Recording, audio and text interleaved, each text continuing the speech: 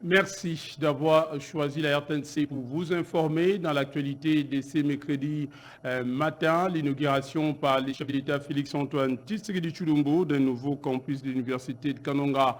Nous sommes là dans le Kasaï central. Question de renforcer la qualité de l'enseignement supérieur et universitaire dans cette partie du territoire national. Et puis au sujet de la gestion des catastrophes, les Nations Unies encouragent des efforts entrepris par le gouvernement central. Si nous parlerons également de la campagne à Kinshasa de sensibilisation au paiement de l'impôt foncier et celui sur les revenus locatifs, exercice 2026. Question de maximiser les recettes fiscales de Kinshasa. Voilà pour nos titres. L'actualité en continue. Nous sommes aujourd'hui le mercredi 28 janvier 2026 en direct depuis Kinshasa. Bonjour à toutes et à tous et bienvenue à vous si vous nous rejoignez dans cette première tranche d'information sur notre antenne. Je vous le dis au sommet de cette édition, au cours de son séjour au Kasaï central, le président de la République, Félix-Antoine Tshisekedi Tshilombo, a procédé hier notamment à l'inauguration solennelle du nouveau campus de l'Université de Kananga, ce après 3 ans de travaux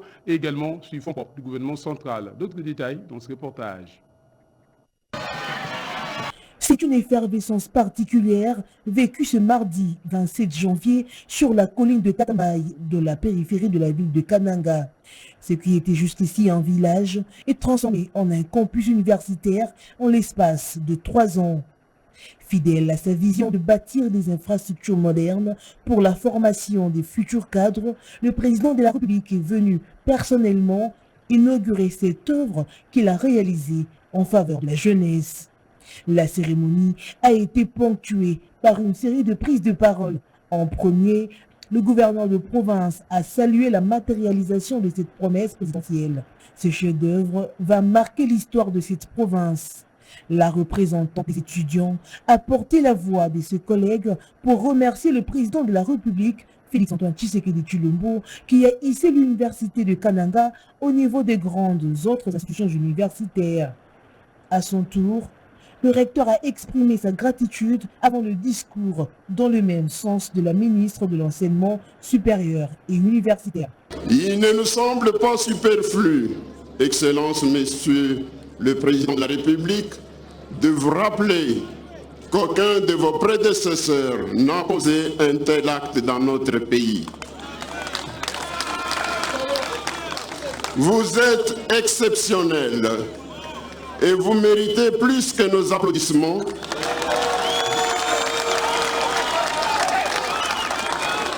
Vous méritez notre profonde gratitude et notre adhésion inconditionnelle à votre vision politique.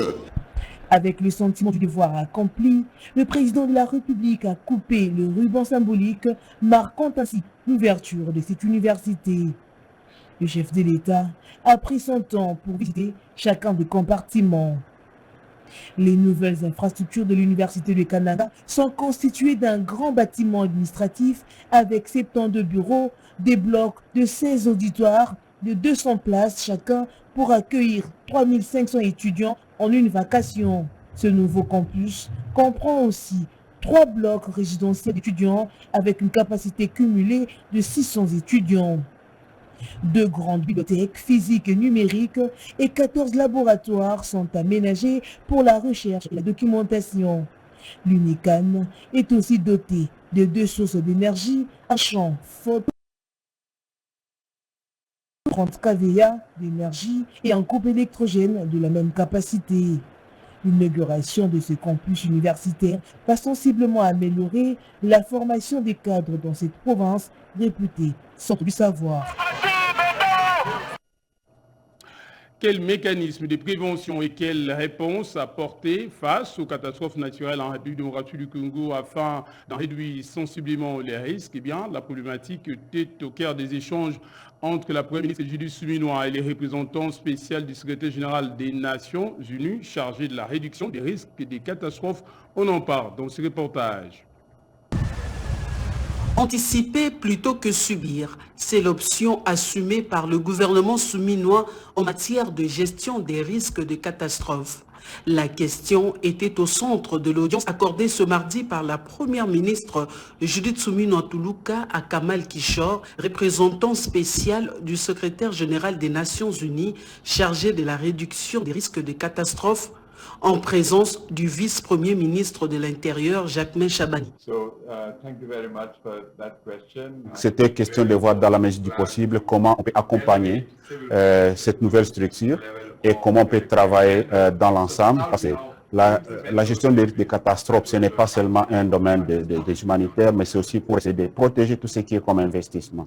C'est vraiment une opportunité de travailler avec la DC, voir dans la mesure du possible comment on peut faire à ce qu'il y ait une résilience autour des problèmes que connaît les pays. Un pays aussi autant riche en termes de ressources, mais aussi un pays exposé à des catastrophes. Le vice-premier ministre de l'Intérieur a réaffirmé l'engagement du gouvernement à déployer cette politique avec l'appui technique et financé de partenaires internationaux.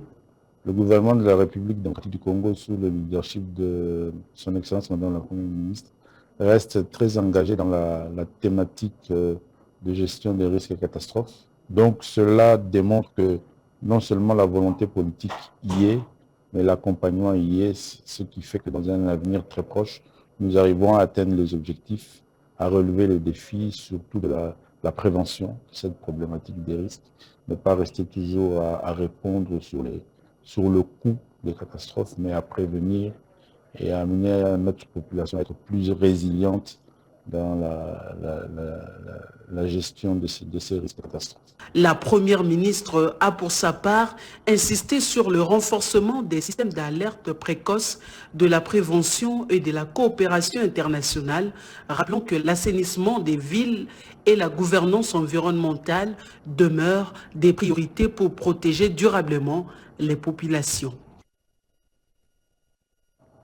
Autre chose, à présent, les paiements des agents publics dans le coin difficile d'accès et d'autres liés notamment à l'amélioration de la prise en charge de la paye des agents de l'État sont là les quelques points essentiels des échanges que les vice-premiers ministres et ministres en charge de la fonction publique Jean-Pierre Liao a eu avec le directeur général de la Caisse d'épargne du Congo. On en parle dans ce reportage signé Nadine Kilocho et Cédric Kenina.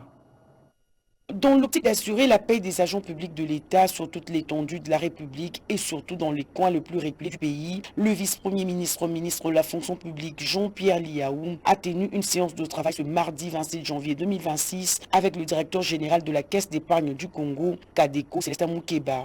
Au cours de leurs échanges, des mesures stratégiques ont été prises pour permettre aux fonctionnaires de bénéficier de leur salaire à proximité sur l'ensemble du pays avec le concours de la Kadeko. Nous avons échangé autour de la question de la prise en charge des fonctionnaires à travers la paye dans tout le pays et surtout la particularité de la Kadeko, que nous sommes présents dans les coins et recoins de la République démocratique du Congo. Je crois qu'on a montré la cartographie de notre présence.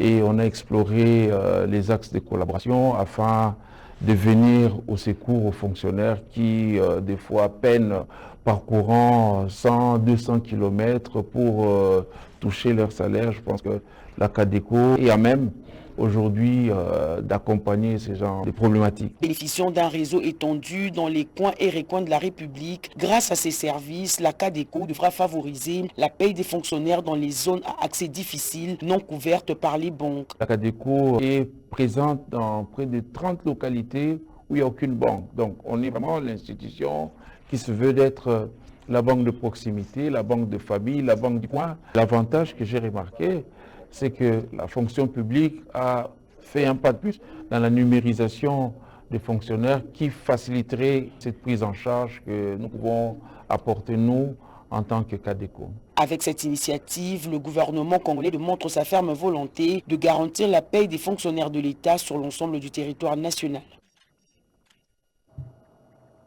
Démarrage à Kinshasa des travaux d'analyse et de validation des prévisions budgétaires des entreprises publiques, exercice 2026, travaux lancés par la ministre du Portefeuille. Explication détaillée dans ce reportage. Des chiffres, de la rigueur et un ultimatum. Au terme de ces travaux organisés par le ministère du Portefeuille, des prévisions budgétaires des entreprises publiques du portefeuille de l'État pour l'exercice 2026 seront élaborés et validés. Objectif, renforcer la gouvernance, améliorer la performance et exiger davantage de redevabilité des entreprises publiques.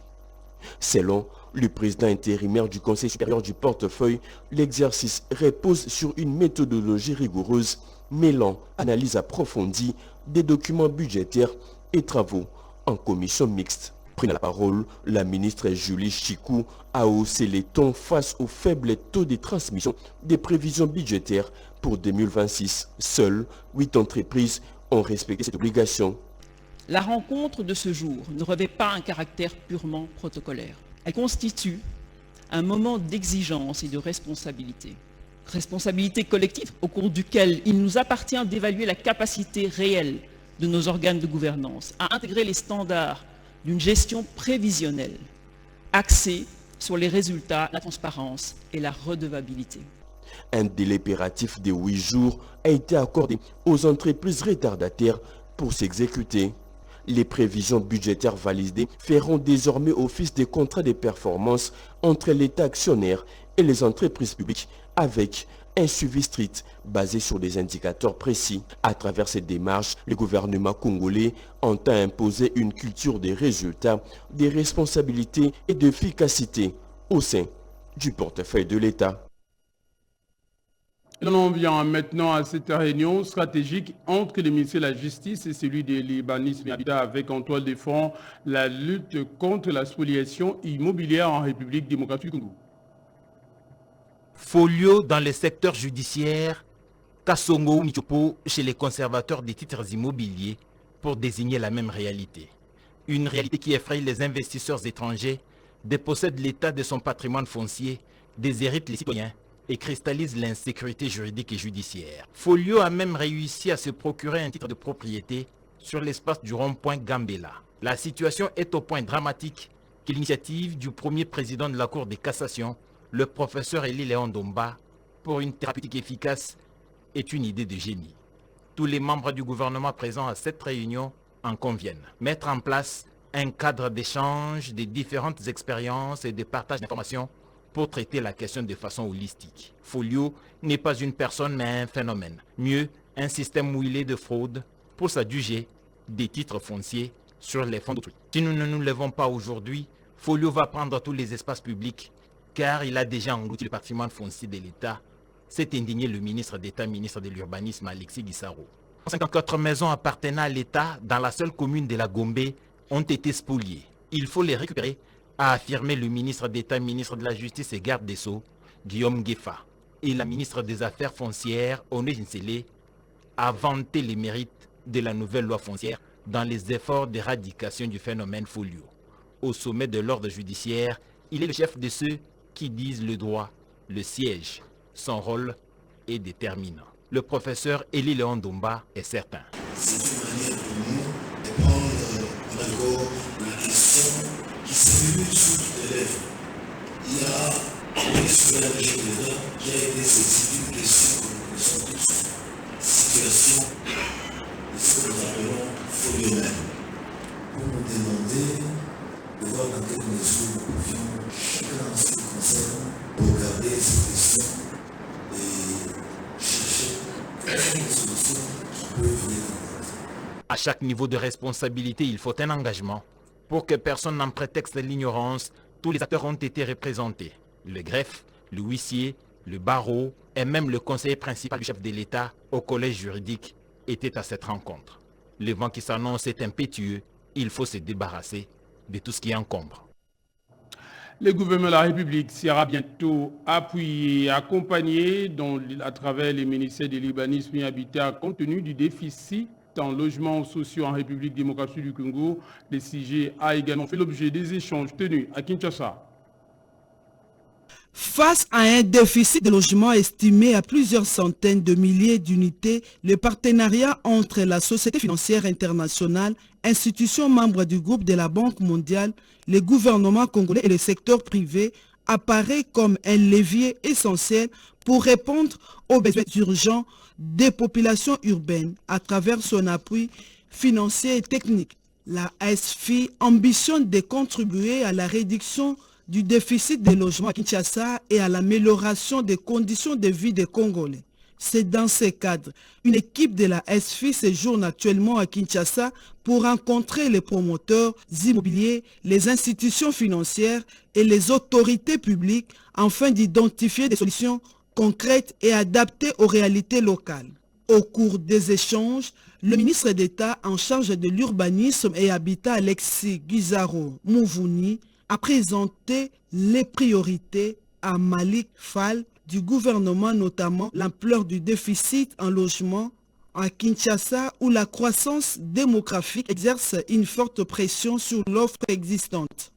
J'accueille une équipe de collègues spécialisés dans le secteur du logement qui sont ici pour rencontrer les promoteurs immobiliers, rencontrer les banques, rencontrer bien sûr les autorités pour un peu mieux comprendre où nous pouvons apporter une valeur ajoutée dans nos interventions. L'objectif est de permettre aux Congolais d'accéder à des logements de bonne qualité et à des prix compétitifs. Pour y parvenir, la SFI propose non seulement des mécanismes de financement adaptés, mais aussi un appui stratégique aux réformes engagées par le gouvernement congolais dans le secteur de l'habitat. Et au cours d'une cérémonie d'échange de vœux, l'Université nationale des sciences de l'information et la communication a procédé à la présentation des membres de son nouveau comité de gestion. On en parle dans ce reportage. Des temps forts de la cérémonie du jour, l'on retient la présentation des nouveaux membres du comité de gestion de l'Université nationale des sciences de l'information et de la communication par le professeur Philippe Tonda. S'en suivra le mot de la rectrice de cet établissement, la professeure Espérance Baedila. Ces jours augurent une nouvelle ère à l'université. Diriger une université ne relève ni d'un simple exercice administratif, ni d'une gestion ordinaire. Il s'agit d'assumer une responsabilité intellectuelle, morale et institutionnelle à l'égard de la société tout entière. L'université doit demeurer un lieu à part, rigoureusement distinct de la cité et de la famille, où se forment des hommes et des femmes capables de penser, de créer et de servir la société avec discernement.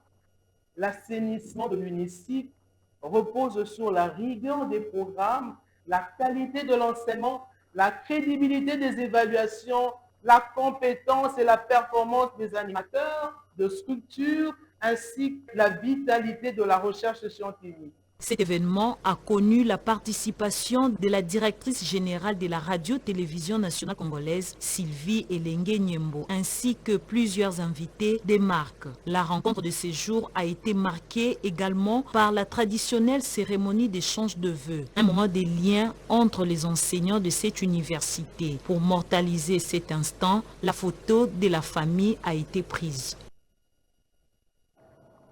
Tout à fait. Autre chose, symbole d'autosuffisance, le domaine agro-industriel présidentiel de l'entité d'Aipen est en voie de disparition et risque également de fermer ses portes. Tenez, les personnels de cette unité de production sollicitent l'implication personnelle du président de la République, Félix-Antoine Tshisekedi Tshilombo. Silence radio au domaine agro-industriel présidentiel de l'Antsélé. Depuis le 1er janvier 2026, la ferme 1, spécialisée dans l'aviculture, l'élevage, le poulet de chair, couvoir et abattoir, a brusquement suspendu toutes ses activités. Propriété de l'État congolais, les sites offrent aujourd'hui une image désolante. Bâtiments vides, machines à l'arrêt et une main-d'œuvre contrainte à l'inaction. Faute de financement suffisant, le projet s'est progressivement essoufflé, laissant des dizaines d'agents en congé. Face à cette crise, les travailleurs sont sortis de leur silence et lancent un appel pressant au président de la République, Félix-Antoine Tshisekedi Tshilombo, pour une implication personnelle afin de sauver les domaines et préserver les emplois menacés.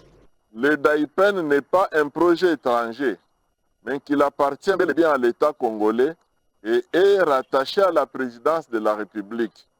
Malheureusement, faute de moyens pour assurer la pérennisation de ces projets, nous nous retrouvons aujourd'hui sans emploi.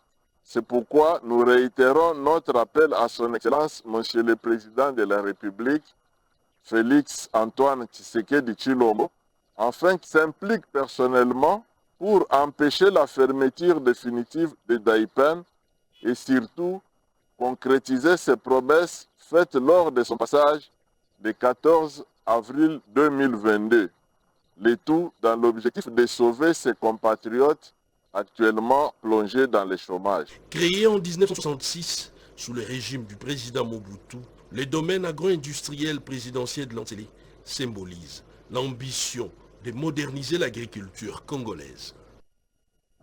Parlons encore agriculture. Dans cette édition du journal, les acteurs du secteur, partenaires techniques et producteurs se sont réunis. Question de faire le point sur l'état d'avancement des actions, des performances des produits agricoles ainsi que les stratégies à renforcer. Explication détaillée dans ce reportage. C'est une réunion du comité de pilotage du PRODAN, programme d'appui au développement agro-industriel d'Ngandajika, un projet du gouvernement central. À l'ordre du jour, l'examen et la validation du PTBA, plan de travail et budget annuel 2026. C'était aussi l'occasion pour les secrétaires généraux des ministères concernés ainsi que toutes les parties prenantes dans la mise en œuvre du dit programme de passer en revue les réalisations majeures de l'exercice précédent. Cédric Samba Mutombo est le coordonnateur national. Nous avions, avec l'INERA, mis à la disposition des multiplicateurs des semences, des boutures, des maniocs. Nous avons 60 000 graines prégermées de palmiers à huile. Nous mettrons à disposition des ménages. Nous avons lancé les travaux de voie d'accès grâce à l'intervention du gouvernement avec les fonds de contrepartie. Le ministère des Infrastructures et des Travaux publics a mis à disposition du PRODAN d'un pont modulaire de 36 mètres que nous sommes en train, avec l'office de route DGT sur la rivière Loubilangi. Pour 2026, des projections ont été faites selon les orientations examinées et les priorités stratégiques. Cette année 2026, nous aurons à recruter la ménagère du parc, nous aurons à recruter l'assistance technique en maîtrise d'ouvrage pour le contrôle et surveillance des travaux, nous aurons à recruter les consultants pour la délimitation du site, nous aurons à indemniser les personnes affectées par les projets, nous aurons à mettre en œuvre les activités liées au plan de gestion environnementale et sociale. Donc, nous sommes à mesure d'atteindre l'objectif et surtout avec la stratégie managériale que nous mettons en place. La validation du PTBA marque ainsi une étape cruciale dans la poursuite des actions du PRODAN. Actions orientées, entre autres, vers le renforcement des capacités des producteurs agricoles, l'amélioration de la chaîne de valeur des produits agricoles et l'amélioration des conditions de vie des populations bénéficiaires dans la zone d'intervention du programme. Dans l'actualité également, face à la presse, le ministre provincial des Finances de la ville de Kinshasa, Magloire Kabemba, a invité les Quinoises et Quinois à s'approprier la dynamique de modernisation de la gestion publique et à renforcer également la citoyenneté fiscale. Compte à rebours lancé pour les contribuables quinois. La Direction générale de recettes de Kinshasa DGRK a procédé mardi 27 janvier 2026 au lancement officiel de la grande échéance fiscale consacrée au paiement de l'impôt foncier et de l'impôt sur les revenus locatifs. Objectif clairement affiché, maximiser les recettes publiques et renforcer la mobilisation des ressources propres de la ville de Kinshasa. La cérémonie a été présidée par le ministre provincial de Finances, Économie et Numérique, Magloire Kabemba Okanja, qui a tenu à informer, expliquer et mobiliser les contribuables. Devant les acteurs fiscaux et les assujettis, le ministre a rappelé les dispositions légales et administratives encadrant cette échéance majeure dont la date butoir est fixée au 1er février 2026. Tous les paramètres indiquent que le secteur immobilier prospère dans la ville de Kinshasa, que la population urbaine augmente jour au jour, entraînant ainsi un vrai essor des activités locatives à Kinshasa. Mais les revenus fiscaux urbains restent stagnants. Le gouvernement provincial n'est pas resté indifférent, mais appelle toutes les intelligences à appuyer la campagne en cours qui vise des grands résultats financiers en ce qui concerne l'impôt foncier et l'impôt sur le revenu locatif, en particulier pour cette échéance du 1er février 2026. Pour y faire face, la DGRK met à la disposition des contribuables un outil clé, l'équitus fiscal urbain, véritable boussole dans la lutte contre l'évasion fiscale. Nous avons fait en sorte que dans chaque maison communale, qu'il y ait une représentation et nous avions mis en place ce que nous avons appelé des dispositifs de prise en charge rapprochés. On a mis en place des conteneurs dans des endroits publics qui vous permettra de payer l'impôt facilement. Un message clair, payer ses impôts aujourd'hui, c'est éviter les sanctions demain et contribuer au développement de Kinshasa. Les élèves du lycée Siama à Kikwit auront bientôt de l'eau potable sur place. Les travaux de construction d'un forage d'eau sont déjà lancés. C'est une œuvre à caractère communautaire qui vient au secours de la pépinière intellectuelle du lycée Siama à Kikwit dans la province du Kwilu. Les anciens élèves de cette école, réunis au sein d'une association, Siama 74, ont pris la décision de faciliter l'approvisionnement en eau potable à plus de 900 élèves de cette institution en lançant les travaux de construction d'un forage avec l'appui du ministre du Développement rural, Grégoire Moutombe, par les billets de prise. Une véritable solution pour ces élèves qui parfois se réveillent tôt et parcourent des kilomètres pour s'approvisionner, faisant souvent la queue dans un contexte d'insécurité. Après la pose de la première pierre, il y a quelques mois, Siama 74, sous l'impulsion de sa présidente Justine Kapaï, la démarche ont été menées avec détermination par l'honorable Marie-Ange Lucano Moussankolo et le secrétaire général émérite Angélique Inzoun, avec l'appui du groupe restreint de suivi. L'objectif ici est de permettre à ces enfants d'étudier dans de bonnes conditions, loin des risques liés aux maladies hydriques et à l'insécurité. Les principaux bénéficiaires n'ont pas caché leur satisfaction. L'association prévoit en outre d'intensifier ses descentes sur place pour des conférences et des causeries morales afin de partager leur expérience avec les lycéens. Et ces forages bénéficiera également aux riverains de la mission Siama. À noter dans sa vaste campagne d'offrir ces lycéennes un cadre adapté pour leurs études. Siama 74 a lancé l'installation en 2024 des panneaux photovoltaïques pour l'éclairage solaire de leur école, notamment pour leur offrir un environnement éclairé pour leur lecture. Et à Kinshasa, les jeunes activistes et influenceurs ont été outillés. Question de produire davantage de contenu fiable, également lutter contre les fausses informations, notamment qui sont distillées en ligne à propos de la mission des Nations Unies en République démocratique du Congo. C'était en présence du secrétaire général au ministère de l'économie numérique, Junior Maneno. C'est un papier préparé par Mamita Bongoulou. Cette rencontre a permis de créer un espace d'échange riche et inclusif entre différents acteurs engagés dans la lutte contre la désinformation genrée. Les discussions ont mis en lumière le rôle clé des jeunes et des créateurs de contenus dans la diffusion d'informations fiables et sensibles au genre. Grâce au partage d'expériences et aux stratégies proposées, les participants repartent mieux outillés et motivés à agir, confirmant ainsi l'importance de multiplier ce genre d'initiatives collaboratives. L'objectif est d'analyser les mécanismes de ces discours discriminatoires et renforcer les capacités des acteurs du numérique à y faire face. Ensemble avec le gouvernement, on a invité à participer à cette activité des influenceurs, des blogueurs, des créateurs de contenu, des journalistes. Et pendant 2 jours, nous allons nous asseoir pour un peu analyser comment ils sont en train de fonctionner. À travers le panel et échanges participatifs, les intervenants ont mis en lumière l'impact de la désinformation genrée sur la participation des femmes et des filles dans l'espace public numérique, tout en soulignant la responsabilité des créateurs de contenus dans la diffusion d'informations fiables et inclusives. Aujourd'hui, c'est de mettre à la disposition une charte qui va permettre que l'information qui sera désormais diffusée respecte une forme d'orthodoxie et puis s'aligne avec les exigences du code du numérique. Cette initiative a également permis de poser les bases d'un engagement collectif appelant à une collaboration renforcée entre jeunes, organisateurs et partenaires pour promouvoir une communication responsable et sensible au genre.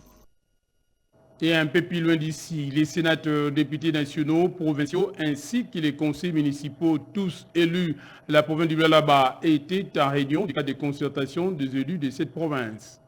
Réunis dans un cadre de concertation des élus du Lualaba sous la coordination de l'honorable président de l'Assemblée provinciale du Lualaba, Jean-Marie Kasséa Tchingambo, les sénateurs, députés nationaux, provinciaux ainsi que les conseillers communaux ont réfléchi le lundi 26 janvier 2026 autour d'une kyrielle des réalités qui font avancer la province à reculons.